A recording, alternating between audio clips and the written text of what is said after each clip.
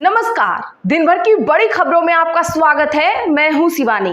आज की खबरों में बात होगी स्वयंभू विश्व गुरु बेनकाब, मोदी की विदेश नीति फेल, कांग्रेस ने जमकर लगाई क्लास की, और रिटायर न होने की इतनी बड़ी कीमत, खुले मंच से संघ के पढ़े कसीदे की।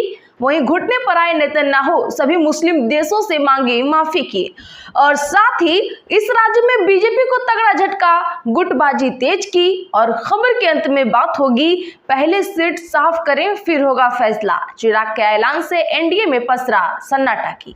इसी के साथ आज दिन भर की सभी बड़ी और प्रमुख खबरों को जानेंगे विस्तार से। उससे पहले एक नजर सुर्खियों पर। बीजेपी का झंडा लेकर डांसर माही और मनीषा ने लगाए ठुमके। नेहा राठौर ने पवन सिंह और अंजलि की फोटो शेयर की, लिखा बीजेपी में जाने की योग्यता इन लोगों ने करी साबित। मोदी बोले घुसपैठियों से चुनौती मिल रही, सतर्क रहना है। संघ के पास डेमोग्राफी में बदलाव रोकने का रोड मैप, डाक टिकट सिक्का जारी किया। स्वयंभू विश्व गुरु बेनकाब, मोदी की विदेश नीति हुई फेल, ट्रंप की मुनीर तारीफ के बाद कांग्रेस हुए हमलावर। पेपर लीक मामले के बाद उत्तराखंड बीजेपी में छिड़ी गुटबाजी, सीएम धामी और सांसद त्रिवेंद्र सिंह रावत के बीच खींचतान, देहरादून में लगे पोस्टर। कांग्रेस अध्यक्ष खड़गे बेंगलुरु के अस्पताल में हुए भर्ती, बेटा ने कहा डॉक्टरों ने पेसमेकर लगाने की सलाह दी, इसलिए एडमिट हुए, हालत स्थिर। शांत नहीं बैठे सम्राट, जवाब में प्रशांत ने उठाए सवाल, कंपनी की औकात 1 लाख, चंदा 2 करोड़ कैसे दे दिया। लंदन में गांधी प्रतिमा पर लिखा गांधी और मोदी हिंदुस्तानी टेररिस्ट। भारतीय हाई कमीशन ने कहा यह बर्बरता नहीं, अहिंसा के सिद्धांत पर हमला है। पूर्व मंत्री अनिल जोशी कांग्रेस में हुए शामिल, बीजेपी से 2 बार बने एमएलए, 2021 में अकाली दल में आए थे, 2 बार अमृतसर नॉर्थ से चुनाव हारे। राहुल गांधी को गोली मारने की धमकी दिए जाने पर सिद्धारमैया हुए हैरान, भाजपा की चुप्पी पर उठाए सवाल। पहले सीट साफ हो फिर फैसला करेंगे, चिराग पासवान खुद लड़ने पर अब भी हैं कंफ्यूज। बरेली जा रहे सांसद इमरान मसूद और MLC Shahnawaz Khan house arrest हुए, घर के बाहर फोर्स तैनात। मेरे पीछे नंगे पैर दौड़ाए थे मुलायम, मर भी गया तो धूम से निकलेगा जनाजा, बोले आजम खान। महाराष्ट्र के पूर्व गृह मंत्री पर पथराव के केस को पुलिस ने बताया झूठ, बंद की जांच, सिर से बहा था खून। यूपीएससी स्टूडेंट्स की आंसर शीट क्यों नहीं दिखाता, चेयरमैन ने कहा सबको पता है कि क्या जवाब दिया था, आंसर की जारी करना काफी है। वह आतंकी नहीं है, सोनम वांगचुक से जेल में मिलने नहीं देने पर भड़के सांसद। इजराइल और नेतन्याहू की 30 साल में 3 मुस्लिम देशों से माफी, कतर से पहले जॉर्डन ने किया था मजबूर, तुर्की को मुआवजा भी दिया। शिक्षकों के लिए टेट की अनिवार्यता के आदेश पर सुप्रीम कोर्ट से पुनर्विचार का अनुरोध, याचिका की दाखिल। हिमाचल में कांग्रेस संगठन न बनने पर भड़के नेता, विप्लव बोली पार्टी डेड वुड हो गई, कार्यकर्ता मायूस, 1.5 महीने में होगा पंचायत चुनाव। देश भर में 19 किलो वाला गैस सिलेंडर 16 रुपए 50 पैसे तक हुआ महंगा, जनरल रिजर्वेशन के लिए आधार जरूरी, यूपीआई से पैसे मांगने की रिक्वेस्ट बंद, 5 बड़े बदलाव हुए।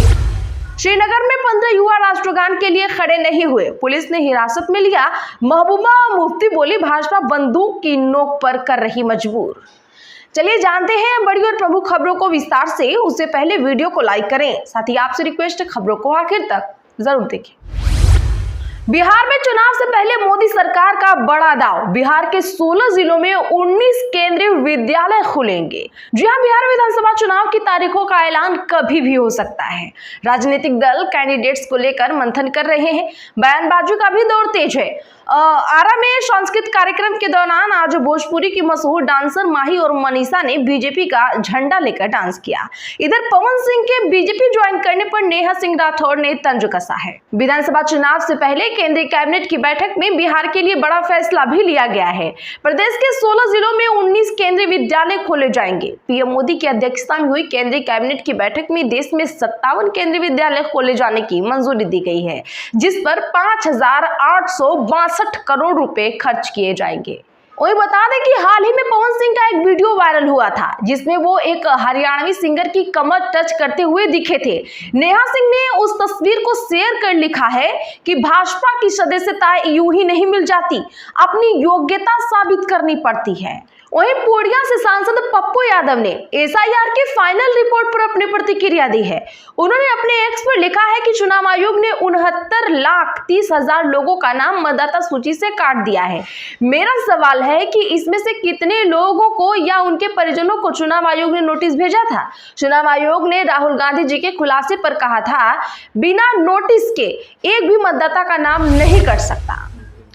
पेपर लीक मामले के बाद अब उत्तराखंड बीजेपी में गुटबाजी, सीएम धामी और सांसद त्रिवेंद्र सिंह रावत के बीच हुई खींचतान। बता दें कि उत्तराखंड में पेपर लीक मामले की सीबीआई जांच की मांग को लेकर अब देहरादून के परेड ग्राउंड में शुरू हुए छात्र आंदोलन के बीच सत्ताधारी पार्टी भाजपा के दो बड़े नेताओं की अपनी खींचतान खुलकर सामने आई है, जिसमें एक तरफ सीएम पुष्कर सिंह धामी है तो दूसरी तरफ हरिद्वार सांसद और पूर्व सीएम त्रिवेंद्र सिंह रावत हैं।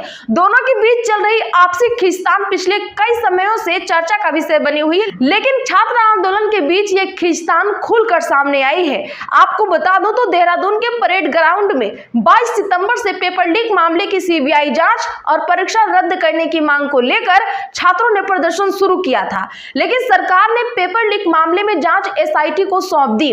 इसके बाद सत्ता पक्ष के पूर्व सीएम त्रिवेंद्र सिंह रावत ने सीबीआई जांच की वकालत करते हुए आंदोलन कर रहे छात्रों के समर्थन में बयान दिया, जिससे दोनों नेताओं की गुटबाजी सामने आई। स्वयंभू विश्वगुरु हुए बेनकाब, मोदी की विदेश नीति फेल, ट्रंप की मुनीर तारीफ के बाद कांग्रेस हमलावर।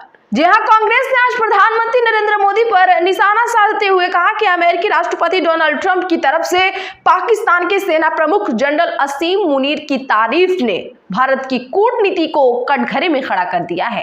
पार्टी का कहना है कि अब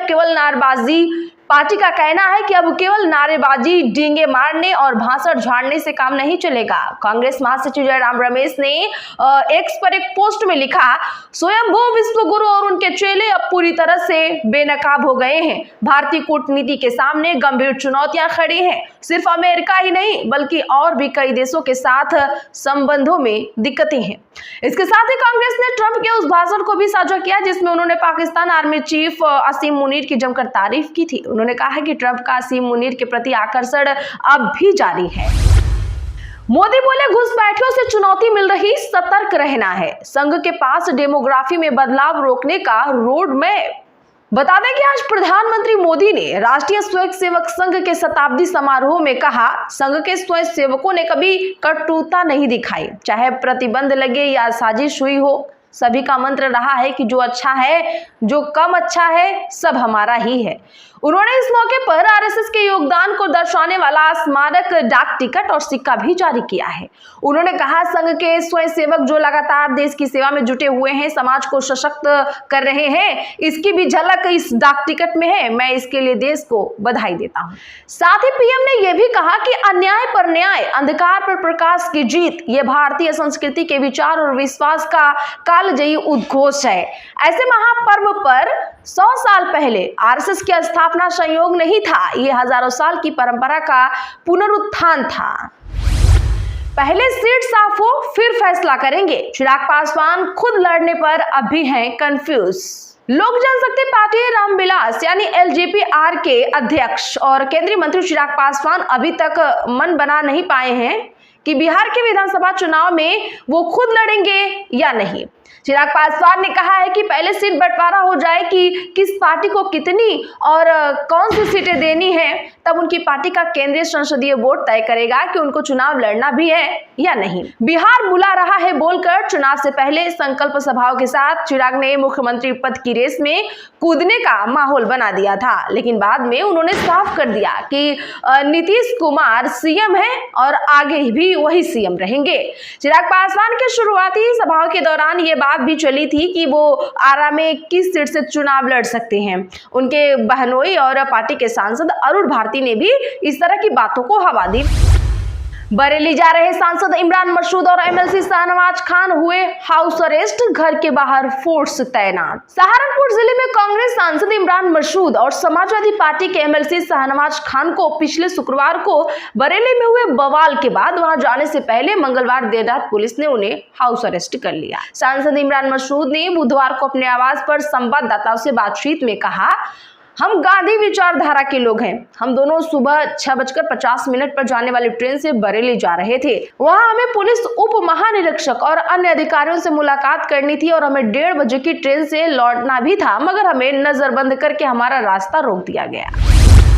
इजराइल और नेतन्याहू की 30 साल में 3 मुस्लिम देशों से माफी। कतर से पहले जॉर्डन ने किया था मजबूर, तुर्की को मुआवजा भी दिया।